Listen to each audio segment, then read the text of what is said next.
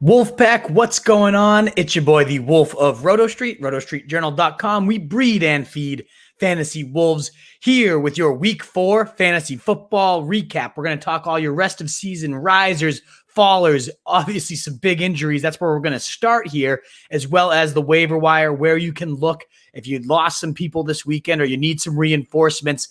It's been a bloody, brutal week 4. We got 2 games on tonight, so games are not yet decided. Some big offenses with the Chiefs, Packers, and of course the Falcons, as well as the New England Patriots, unfortunately, with Brian Hoyer. So I'm going to try to rip through all this. I know you guys are probably watching the game and wanting to watch that instead of the Wolf here. But if you're catching the replay, thanks so much. Or on the podcast, Fantasy Fullback Dive, we pave your path to 2020 titles. Thanks so much for tuning in. Let's rip through some of this news. And you got to start at the top here with Nick Chubb and Austin Ekeler, 2 RB1s, going down with injuries that should shelve them for about 6 weeks, it's looking like. And that is, of course, huge news for anybody without them. Number 1, Kareem Hunt. I mean, holy shit. We talked about this guy as a league winner all offseason if anything happens to Chubb, and now it has. We saw 2 touchdowns, 71 yards, and only 11 carries against the Cowboys. You got to expect moving forward 18 to 20 carries. They do like to keep it somewhat shared. We saw that with Stefanski and Dalvin Cook, and then also Alex Madison works in for about 8 to 10. But ultimately, this is the Kareem Hunt show. He is such a supremely talented back that, maybe not quite the runner of Chubb, but not a fall drop-off. So getting the monopoly of that workload, I consider him top 5 every single week for the next 5-6 weeks, however long Chubb is out. So that bumps Hunt right up into my top 15 or so rest of season big boards. If you're in a win now mode, do everything you can to get this guy. He's going to eat. Now behind him, D'Ernest Johnson had 13 carries, 9.5 fantasy points on the day. Looked like a pretty good hard running fit for that zone blocking scheme. Can't sit here and pretend to know much about D'Ernest Johnson right now, but still out there in 99% of leagues and should be in line for some decent work within this zone blocking scheme. If you're desperate at running back, if you lost Chubb and don't have Hunt, D'Ernest Johnson is the next man up that you're looking to be after, of course, Hunt. Now, the trickier situation here is Austin Ekeler. What happens behind him? Well, maybe Josh Kelly. He comes in immediately and kind of shits the bed, didn't do much in his fill-in duty here. But he played over Justin Jackson. Jackson seeing 8 touches as well, doing pretty much nothing. Kelly doing 9 rushes for 7 yards. He did get some targets in the receiving game, racking up 3 receptions on 3 targets, 26 yards. Nothing special, and it was a pretty near even split. So, yeah, these guys obviously rise in value, Justin Jackson and Josh Kelly. But if they're out there, I'm not going here to break the complete bank on one of them. In fact, Jackson could be the one that ends up outperforming Kelly, who is the nominal kind of starter here. I own Kelly, and I'm not sitting here all excited about him without Ekeler there. I think it's going to be a pretty gross committee. I think they're going to start relying on Herbert even more, who we'll talk about in the waiver wire section. Very excited about his upside and his upcoming schedule, a complete joke.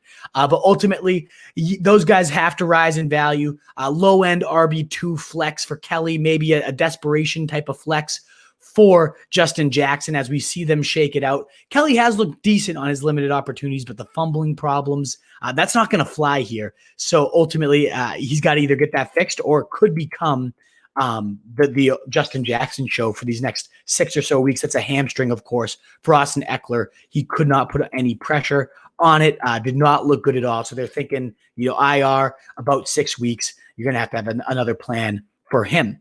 That's kind of the biggest injuries of the weekend and probably the biggest storyline there. Again, the most available will be D'Ernest Johnson, followed by Justin Jackson as the 2 kind of replacement plans for those guys on your waiver wire. But let me know how you're looking, how you're feeling. If you're tuned in on Facebook and don't mind giving this a like, same on Twitter, YouTube, the thumbs up buttons or the like buttons always help this get more discovered. It'd be greatly appreciated. Any shares, comments, great. Give me all your questions. Let's get it in, Wolfpack. Let's get it done.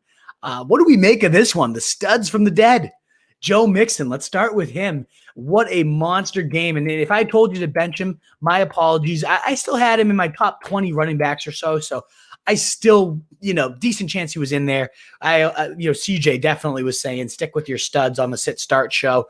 He gets 25 rushes, 151 yards, and 2 TDs, catching, this is the big development, 6 targets for 30 yards and another score. It was those targets in particular. Now, we knew he was in a better spot because of the positive potential game flow, entering the game 17 fantasy points and wins, close to under 11 in losses. So already against the Jaguars, a positive setup there for a win, maybe a run heavier script. But what was definitely more encouraging was that receiving work. 83% of snaps for Joe Mixon, 25 carries, 6 targets to only 17% of snaps for Bernard, who sees 2 carries and 0 targets. That might be the biggest thing here, is Mixon became that focal point, that every down back, and look what the Bucky did. 45 fantasy points. Why did it take this long? Freaking Zach Taylor. Are you kidding me? Well, thank God it finally happened, and you got to imagine it stays that way moving forward. So when I, look at that as like, hey, is it sell high or we, get my value now? Well, I'm Mixon now. Not with him, at least. I'm feeling pretty good about Mixon. This is what we expected all year. Taylor raved about how he played in the second half of last year and how he's going to do that all season. This was the first game we finally saw it. 25 routes run to Bernard's 5, 6 again targets to his 0. That's the type of usage we've been begging to see. Now let's wait and see and make sure it continues before we hammer this guy as a top 5 rest of season back. But this is the top 5 rest of season upside we were expecting all year. So we are thrilled to see that receiving game usage from Joe Mixon. Now, Odell Beckham, on the other hand, another stud that has been pretty quiet, especially since he's been in Cleveland, pretty quiet just overall. He blows up. Of course, he's facing me. Obviously, he was going to blow up. Everybody should have known that. Should have had him in all my DraftKings lineups, knowing he was on the other side. But gets 5 of 8 targets, hauls him in for 81 yards, 2 scores, and then also scores. This was the backbreaker, the 50-yard rushing touchdown. Damn, what a monster effort. Over 35 fantasy points in most settings here. I do take this as a sell high opportunity. Now, I will say the positive. Odell looks far more explosive than he looked last year. Ultimately, he is in a just definitely better shape, recovered from that groin injury we saw last year. I feel good about that. The thing is he still only got 8 targets. Baker Mayfield only put up, 150 yards through the air. This offense is still run first, second, third if we can. And that makes me ultimately a little bit nervous. I like the trick plays, getting him into, space, all that unique usage. Definitely appealing here. But I'm not banking on these eruptions. I think we're going to get a handful more, yes, but you're going to have a lot more of the what we saw those first 3 weeks. Low usage, low upside. Obviously, I shouldn't say low upside. Low floor, huge ceiling. I just think he kind of tapers out at the floor more often than the ceiling. So I would use this if owners are like, oh, man, he's back. He's back as a player. I don't think the usage is going to be there every single week. So if I can sell high on Odell, I will. Joe Mixon, I'm buying a little bit more, though. I just want to mention how Amari Cooper, the PPR wide receiver 1 so far. And the question becomes, I'm getting this one a bit on Twitter, is this sustainable? Is this what's going to happen? And I think so. He's playing that Jordy Nelson, Devontae Adams target hog role we've seen under Mike McCarthy. And that's kind of what we predicted coming into the year. And it's been a whopping 204 target pace right now from this guy, 51 targets in these first 4 weeks.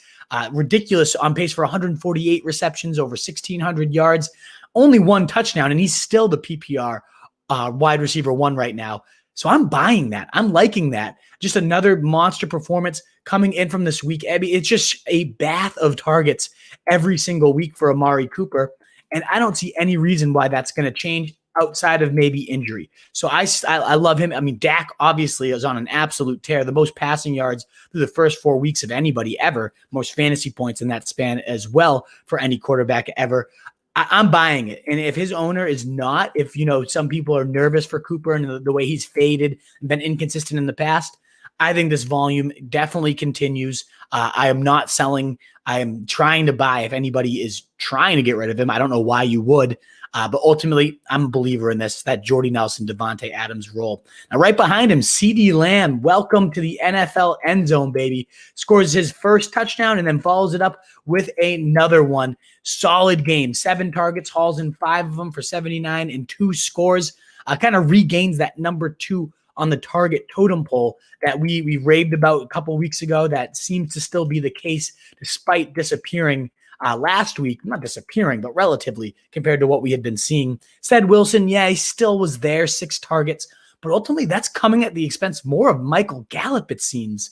Only 5 targets below said Wilson, below Dalton Schultz, 29 yards. I mean, we saw the blow up from Gallup. So yeah, there is weekly upside, but it's clear to me he is the one at the bottom of that target totem pole behind CD, certainly behind Amari, and contending right now with Dalton Schultz, who gets 8 targets, second on the team there, hauls in 4 of them for 72 yards and a score. Now the tight end 5 in the fantasy season.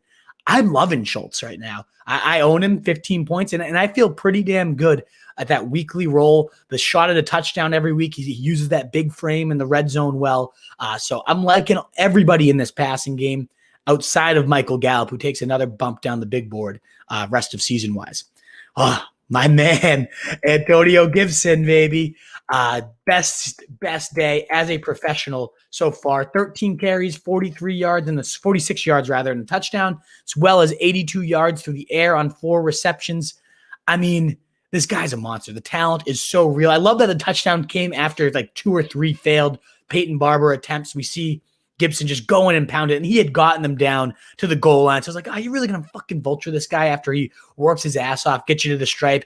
They went back to him on 3rd down. He pounded in. That was the best part. The run was like just the leg drive. They didn't get fancy with it. He just plowed right through. The dude is a fucking strong man, and Barber getting stuffed twice made it that much more glorious. Now, ultimately, McKissick still played the most snaps, 54% of the snaps, only seeing 2 carries, but those 8 targets as well. Gibson seeing 44% of the snaps, 13 carries, 5 targets. But you're seeing the way he's producing. I mean, McKissick did nothing on that work, on those opportunities, whereas Gibson ripping up the field. To me, it's only a matter of time until we see that get into like the 60% snaps for Gibson, maybe even creep into the 70s. But man, that was a beautiful performance against a tough, hard-nosed Ravens defense nonetheless. And another Redskin also making this list, and I got to kind of eat a little crow here. I told people to bench this guy, Terry McLaurin, matchup proof, officially stamp it. He's injured, doesn't matter. 14 targets. Whew. 10 of them get hauled in for 118 yards. Just an absolute definition of an alpha wide receiver 1, getting it done against one of the better secondaries in the league. Although they've gotten roasted back-to-back weeks, so maybe I'm overrating this Ravens team just a little bit. But McLaurin, he is as good as we expected, if not even better. Has had 2 monster days and just been highly involved in the others as well. So he's an alpha target. Devontae Parker, another alpha target, getting 12 looks, hauling in 10 of them for 110 yards. I mean, Fitz is openly admitting, I look to him first. He's my guy. I trust him. So that's the little risk here, is what happens if Tua takes over? Will Devontae Parker continue to be this monster alpha? We'll see. It makes me a little nervous. Tua, will he give him those jump balls? You think a quarterback upgrade should help a wide receiver, but in this case, bombs away Fitz, kind of lets it rip carelessly. I don't know that Tua is going to do the same thing, and that could end up adversely affecting Parker. So maybe, just maybe, a little bit of a sell high with them hinting Tua's in the works. He did not fully Brian Flores endorse Ryan Fitzmagic coming into this week. So he's another one that I love what I'm seeing, but maybe now is the time to sell. Now, DJ Chark, just wanted to emphasize he was back, looked fully healthy, hauls in 8 of his 9 targets, 95 yards, 2 scores. Just the offense, the way it hums with him, so much more smooth for Gardner Minshew, who had another bounce back week, 2 touchdowns, 300. The dude had a good game. That offense can certainly keep up with the best of them when they have Chark. So good to see him back to his target hog ways. Definitely keep him right locked in as a wide receiver 2, high-end wide receiver 2 at that. But somebody who's probably not a maybe a wide receiver 2 at best here, DJ Moore. Oh, there's a couple people owners are going to be freaking out about this week, and DJ Moore is deservedly one of them. The other one being Kenyon Drake, but Moore, just a pretty abysmal game here. Hauls in 4 of 6 targets, 49 measly yards, no touchdowns. After leading the team in back-to-back games with air target percentage, he's seeing some of that volume, but ultimately, and I get this argument a lot, it's like, well, Brandin Cooks ran 93% routes. The dude didn't do fucking anything with it. So who gives a shit how much he's seeing? Like, yeah, I get a volume game. I get all that. But at a certain point, let's see the production follow up with the usage. And it's very clear right now, the chemistry is not there with DJ Moore and Teddy Bridgewater. It's much more there with Robbie Anderson. Did we have the wrong alpha here the entire time? He gets 11 targets, so out targets him, hauls in 8 of them. Certainly much more production there coming from Robbie Anderson, 99 yards. And this has just been it's like week in and week out. Robbie produces, DJ Moore leaves a lot on the table. Everybody's, froths at the mouth, including me, at what we see as the usage in the air yards, but nothing's happening with it. Whereas Anderson's just dominating right now. He's leading the team with 34 targets. The running backs come in at 33. I mean, Mike Davis, alpha, wide receiver 1 here. DJ Moore at 32, so third on the team. Receptions, 30 to the running backs, 28 to Anderson, only 18 to Moore right now. Anderson, almost 100 yards more, 377 to 288 for Moore. And he also has the touchdowns where Moore has none. So to me, it seems like we might have misevaluated this one. That they're using Anderson in such unique ways. His game has completely evolved. Shocker when he got away from Adam fucking Gase. Oh man, that's a surprise. But he really is showing more yak skills, intermediate, just dominating with quickness off the line, whereas Moore just isn't getting it done right now. And I will admit I am worried. I have those two now neck and neck in my rest of season rankings. If it's just a matter of those things where like you can't linger too much on your preseason ranks and how much we had more, how everybody had more as like a third rounder. At a certain point, you got to just accept the roses and the facts. It's looking like it's the Anderson show here. And that's getting closer and closer to confirmed. Speaking of Will Fuller, or speaking of alphas, Will Fuller remains that far and away Deshaun Watson #1 with yet another big game on Sunday. Hauls in 6 of his 7 looks for 108 yards and a TD. Looked like he was going to have a second, just barely dropped it at the end there. But he is the apple to Watson's eye. He's definitely the first place he looks, first, second, third. Cooks, meanwhile, runs a route the entire game and then gets a complete goose egg. Nothing. Absolutely zero on the stat sheet. You wonder what happens with Bill O'Brien now gone. Is that going to help or hurt? Because he does, if there's one thing fantasy-wise that B.O.B. did well, and he didn't do fucking anything well, but he did love to pepper an alpha #1. And that had been Fuller for 3 out of 4 games so far this year, outside the only one where he's stretching.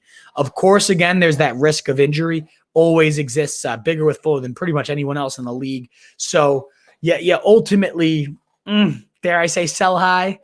Maybe that gives you a little optimism if you own Cooks, but he still clearly is that guy, Will Fuller. Let's get now to some fallers. We talked about DJ Moore, whereas Anderson was the riser, DJ Moore was the faller. Let's get into a few other guys, and maybe the most frustrating, the fucking bane of my existence. Fuck this motherfucker. I hate him beyond all belief. This is reaching Corey Davis levels of hate for me. Kenyon fucking Drake. Is it time to smash the panic button? I mean, I certainly think so. If you can't get it done now, back-to-back juicy spots to dominate, none juicier than the silver platter of the Carolina Panthers run defense. And he gets 35 yards on 13 carries, 0 targets. Chase Edmonds gets the touchdown and is the one getting out in space. What the fuck is going on with Kenyon Drake, guys? I mean, I was all aboard the hype express. I certainly loved the touchdown upside with this offense getting better. It certainly has. That narrative's come true. The air raid has taken off. Hopkins has helped them reach a new level. But what's going on with Kenyon motherfucking Drake? They seem to just line up in shotgun and just run his ass into the lineman right up the gut. And then they get creative when Edmonds comes in and use him in the screen game and split him out. But not with Drake, even though he absolutely feasted last year. Getting outside, getting into space, using him, but he looks kind of sluggish. It's just, I'm getting nervous. I am getting very nervous.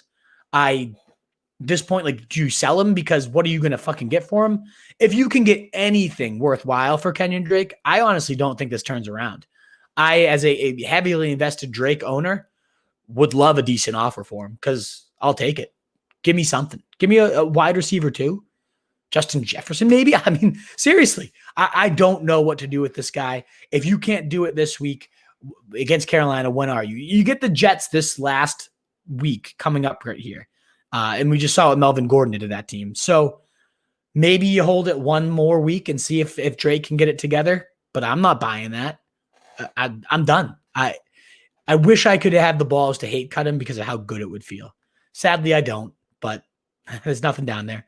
But it's unfortunate. I wish I did. Time to cut AJ Green? Yep. Time to cut Marvin Jones? Sure. Time to cut T.Y. Hilton? Absolutely. Time to cut Brandin Cooks? Okay. I'm down with them all. Let's kind of go one by one here. AJ Green, 5 targets. Hauls in one of them. Nice 3 yards. Thanks, AJ. First, your excuse was you weren't in game shape. Then it was, my rapport's not there yet. Now it's just, you suck. And let's just call a spade a spade. You're not AJ Green anymore. You're done. T. Higgins is better than you. That's why he saw more targets, 7 targets here. I'm done with the excuses for AJ. I never was in on him, didn't want to ever be in him, and everybody seems to want to excuse this. Keep letting him burn a hole in your roster. I'm certainly not buying it. Don't have any interest. T. Higgins all the way over AJ Green rest of season. And it's clearly the Tyler Boyd show. Another riser. I should have probably had him in the riser segment. His rapport with Joe Burrow is so locked in. So I love me some Tyler Boyd. Hate me beyond belief some AJ Green. Marvin Jones, another one that I was in on and shouldn't have been. 2 targets this week. No corners starting for the Saints. Both starting corners down. And we get 9 yards for Marvin Jones, 1 target. What? When's he going to do it then? If you can't do it against a bad Saints pass D without their top 2 players, when are you going to do it? So he can get his ass off my team. Galladay looking great. Awesome. Hawkinson probably the number 2 there. I have no interest in Marvin Jones. Send him on packing. No need to burn any more roster space with him. Another T.Y. Hilton. This is a classic T.Y. Hilton stat line. 3 of 5 targets for 29 yards. Nice.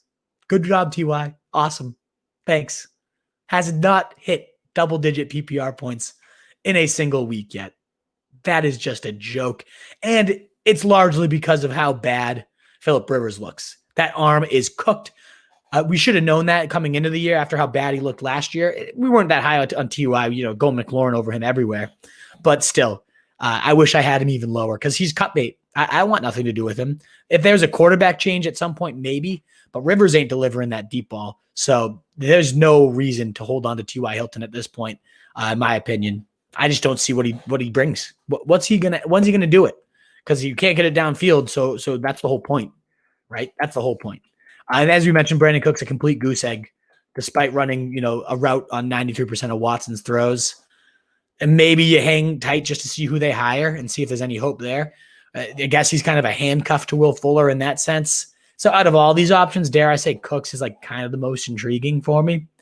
I don't see any situation where Green, Jones, and Hilton turn it around, whereas Cooks maybe, but I don't want anything to do with those guys. Probably the most shocking story to me too this weekend, the most grimace-worthy, was Darrell Henderson taking a back seat to Malcolm Brown. Why? Back-to-back weeks, he gets 120 yards for you. He gets endorsed as the starter. McVay did say it's going to be a committee. It's going to be a 3-headed nightmare. Akers gets hurt, so now it's a 2-headed one. But then he endorsed him. McVay has said the whole time, if a guy takes over, I'll ride with it. What else do you have to do to take over instead of getting 120 yards in back-to-back games and looking real damn good doing it? He only gets 8 carries for 22 yards, gets 1 catch on 1 target, 16 yards.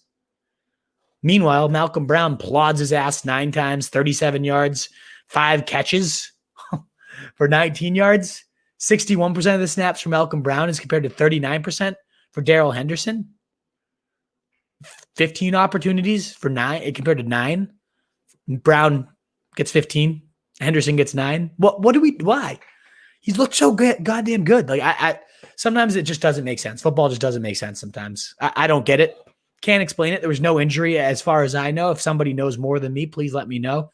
I think the only positive takeaway from this is maybe the job still could be Cam Akers. If you're still kind of holding out hope for Cam Akers, I was ready to cut Akers because I thought Henderson had clearly taken over the starting role, and it looks to me like it still could be in flux. That might be the one positive to come out there.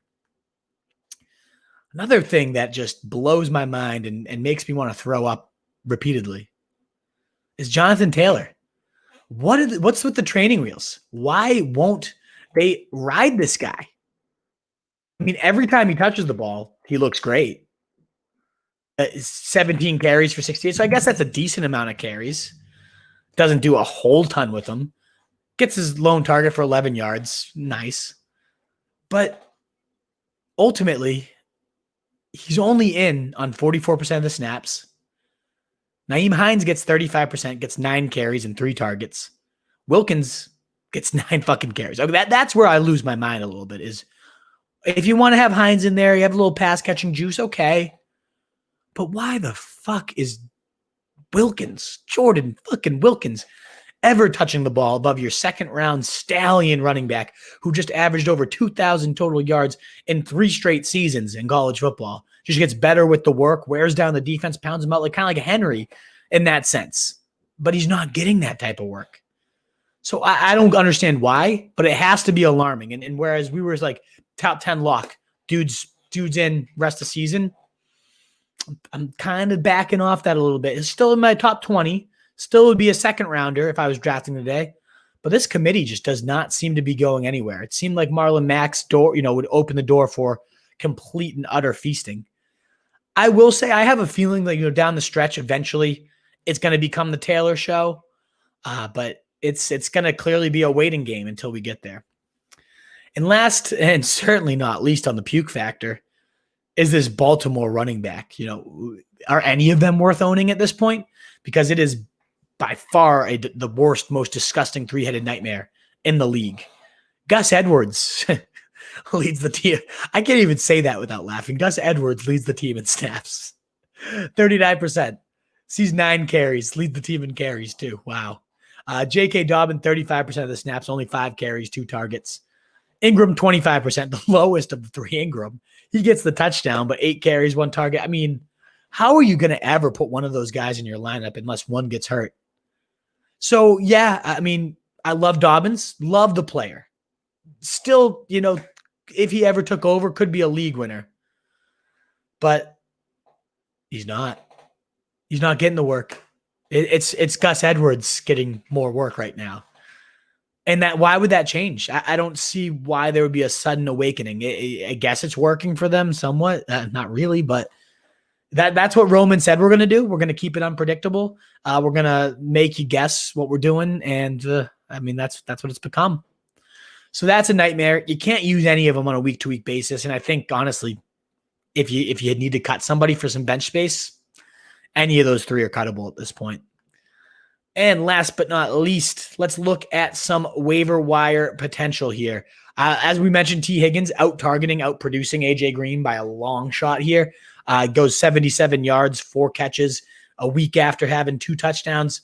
He's 33% owned, and he would be my priority pickup this week. He really seems to be trending the right way. I wish I had the show on earlier, but Damian Harris, if you could have scooped him before the game, we'll see what he does tonight. But he's off IR. Got all that training camp buzz that he was the dominant 3-down guy and looked great. And he is a bruising type of guy that fits the identity of what this team wants quite well.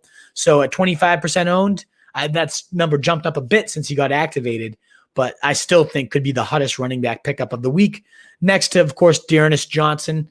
We mentioned the backup to Hunt. So, the number 2 guy there should see 8 to 10 carries. Don't know how much I trust it, but it's worth it if you're completely desperate for a running back.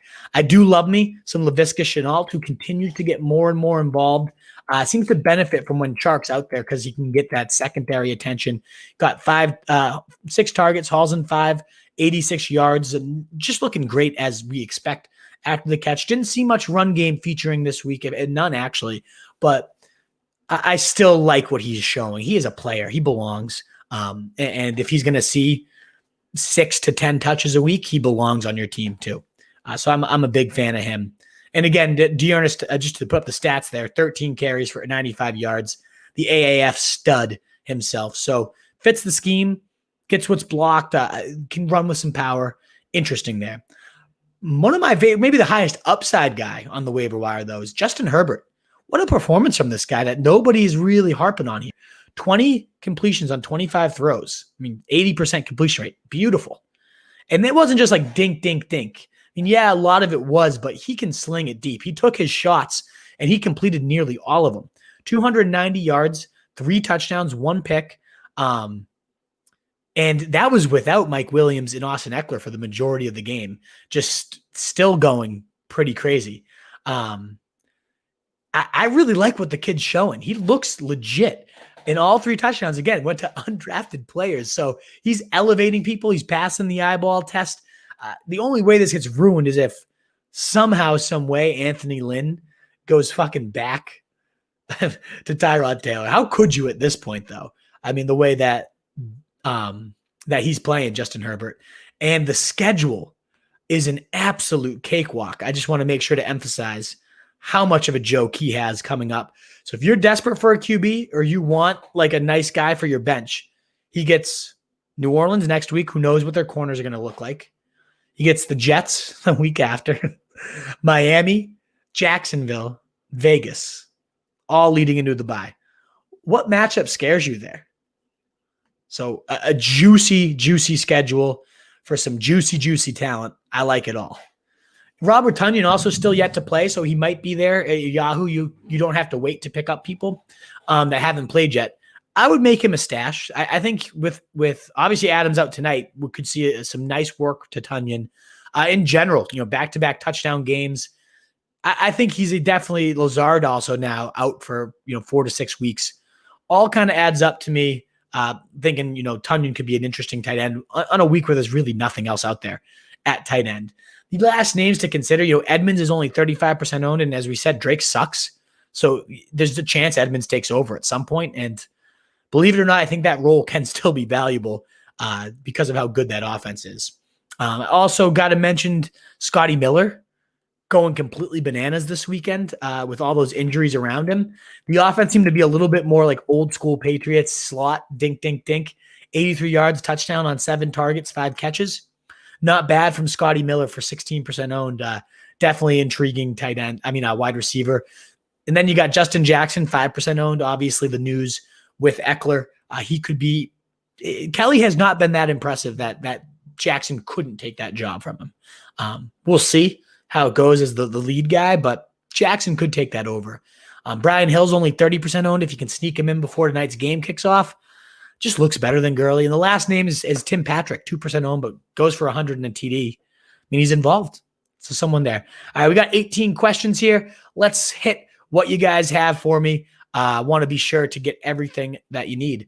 You think Hines and Wilkins will restrict Jonathan Taylor's productivity going forward? Have Taylor and Sanders, and was thinking of coupling one of them with either Chark and Boyd for a consistent RB1 like Henry. I can see that. I mean, I'm not trying to get rid of Chark or Boyd either. I think eventually Taylor will get it together, but it makes me nervous for sure. Reich has talked about this being a committee all year, and he's certainly living up to his promise. Hey, brother, what's up, Gino? PPR flex, pick up Tonyan or play Hurst or Gage. Thanks, man. Keep up the great work. Ooh, I like all of them tonight. I really do. If I had my choice between the 3, I might go Hurst. I think he's a decent bet for a touchdown. But then again, Tonyan, with all these injuries around him, could see a lot of volume. Gage makes me a little more nervous because you got, the big target hogs are going to be there. So gun to my head, I think I go Hurst there.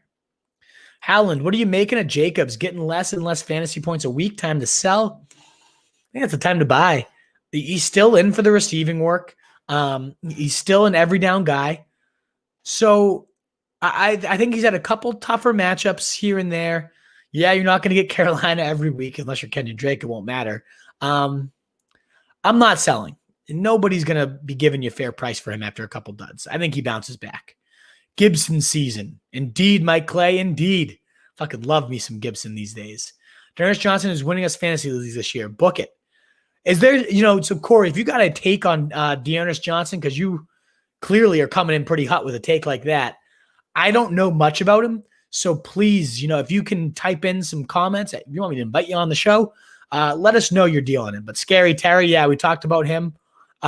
Just a lock for your lineups every week now. You can get it at less than 100 and do what he just did to the Ravens on 14 targets. I mean, there's no one else to throw to, and it shows. And he's doing great stuff with that work.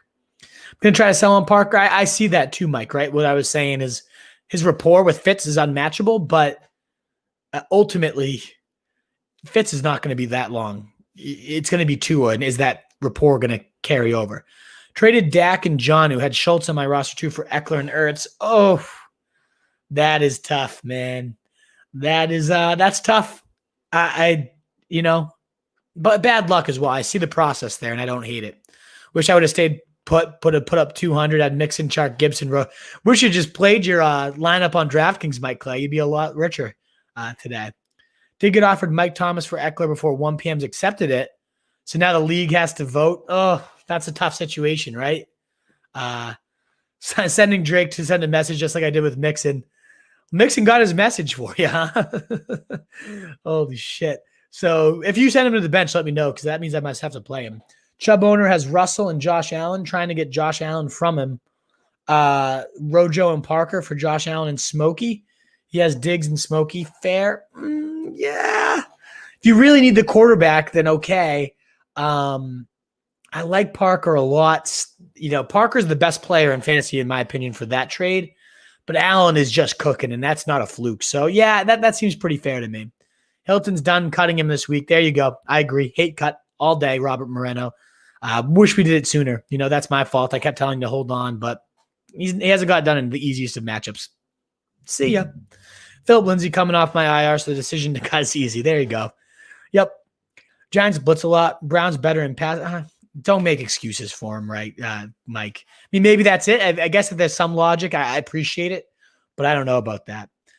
Wright killing Taylor. Wilkins and Hines, 2 yards per carry. What are we doing? Why? I don't get what Reich's doing. You'd think he'd be smarter than this. Dobbins going to be Miles Sanders. Calling it. Okay. I've seen that. I've seen Akers called this year's Miles Sanders. And my question is, Mike, is what's going to happen to get Dobbins elevated? Are you banking on an injury to Ingram? Possible. 31-year-old back. You bench on Edwards just suddenly disappearing. What's going to allow that to happen? Dropped Herbert last week after someone dropped Cam, grabbed Cam, and then he goes and gets the Rona. So worth holding on to Cam or try to get Herbert back for a backup. Kyle's my starter. I think I like Cam rest of season. I mean, I don't know how he got dropped. I love Herbert as a backup too, but I feel like Cam, you have to wait a couple weeks. But he's been a high-end QB1 all year, and I think he comes right back to that role. Brady or Herbert for the stream. I mean, Brady, 5 touchdowns. I don't know who they're facing next week, but you got Herbert facing New Orleans. Let's see what happens with their corners. I don't know who Brady has off the top of my head. Let me know. Do you think Julio will do something tonight? Anything? Begs Juan Pena.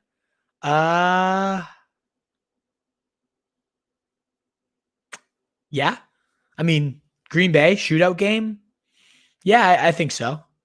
Gesicki droppable? I wouldn't say so. It's a dud against a team that's been pretty good against tight ends all year, the Seahawks, so I wouldn't.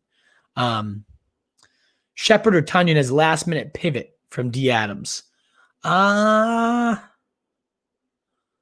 going to go Tunyon there. I feel decent about him. I'm facing him. I hope he doesn't do well. I'm down by 22 and have Ridley, and I'm facing Tunyon. Not a good spot to be in, but I think I like it. I can definitely see an injury to Ingram, but also the Ravens aren't going to sign Ingram next year, so I think they let Dobbins loose to see what's up. You'd hope so. I really think Dobbins is by far the talent there. I just can't, how long can I stick to somebody in a 3-headed committee? Bye weeks coming. That's some valuable bench space. That's getting tough to hold. You think Kareem Hunt's going to get hella touches now, Phantom Gaming? Absolutely. I moved him up into my top 15 rest of season. He's going to be top 5 every single week for me. That blocking scheme's ridiculous. He is one of the best running back talents in the league. I think he's absolutely going to get the touches. Yes. Yes, sir. I absolutely think so. No doubt. Alrighty, guys. Thank you so much for tuning in. I'm going to go run and watch my Patriots play for some Monday Night Football. And then obviously we got that shootout potential with the Packers and the Falcons. Let's pray Ridley goes off. Tunyon does jack shit, and somehow I pull off a miracle W. But thanks so much for those of you that tuned in during the football games here. And if you caught the replay or the fantasy fullback dive, we paved your path to 2020 titles. Thanks so much for that as well. Hoping to see you guys tomorrow for the live ranking show right around 5 p.m. Eastern time for Tuesday.